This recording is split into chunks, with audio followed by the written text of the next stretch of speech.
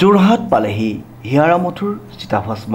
যোৰহাটৰ কোষাগাৰ প্ৰাধিকাৰীৰ কাৰ্যালয়ত আজি নিশা ৰখা হ'ব চিতাভস্ম।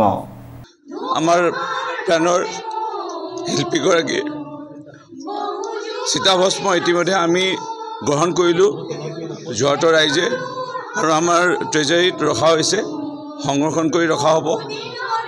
অহাকালি 1 তাৰিখ পুৱা 7 বজাত ইয়াৰ পৰা আকৌ পুনৰ যোৰহাট ষ্টেডিয়ামত আদ্যশ্ৰাদ্ধ অনুষ্ঠান য'ত আয়োজন কৰা হৈছে তাত আমি লৈ যাম ৰাইজৰ বাবে, আৰু ৰাইজে তাত শ্ৰদ্ধাঞ্জলি অনুষ্ঠানত অংশগ্ৰহণ কৰিব পাৰিব।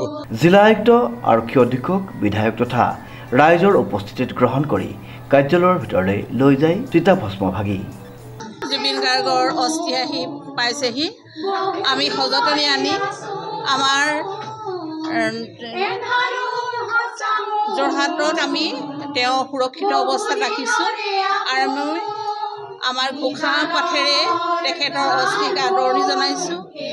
আমি যোৰহাটবাসী মৰ্মাহত হৈছোঁ।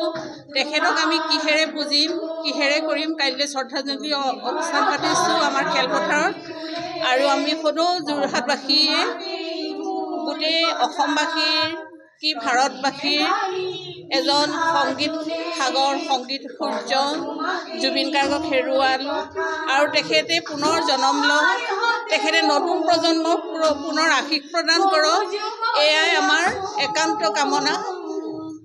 জয়তো আমাৰ জুবিন গাৰ্গ সদায় আমাৰ অসমীয়াৰ হৃদয়ত খোদিত হৈ ৰ'ব, আৰু তেওঁ কোনো অসমীয়াই পাহৰিব নোৱাৰে। সকলোৰে হৃদয়ত তেওঁ জুবিন গাৰ্গ হৈ ৰৈ গৈছে। লগে লগে যোৰহাটত সৃষ্টি হ'ল এক শোকাকুল পৰিৱেশ। প্ৰাৰ্থনা পৰিৱেশনেৰে উচুপি উঠিল আইসকল। সত্যজিৎ বৰঠাকুৰৰ ৰিপৰ্ট, নিউজ নাও।